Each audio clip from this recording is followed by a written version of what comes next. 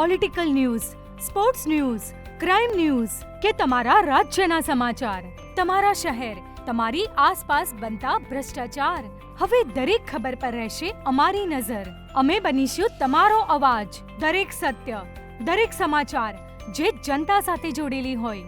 ગુજરાતનો સર્વશ્રેષ્ઠ news channel. Chanasma ખાતે હર ઘર તિરંગા હેઠળ તિરંગા યાત્રા યોજાઈ. ચાણસ્મા નગરની અંદર સોમવારના દિવસે ઘર ઘર તિરંગા હર ઘર સ્વચ્છતા હેઠળ તિરંગા યાત્રાનું આયોજન કરવામાં આવ્યું હતું, જેમાં મોટી સંખ્યામાં લોકો સહિત આગેવાનો અને શાળાના બાળકો જોડાયા હતા.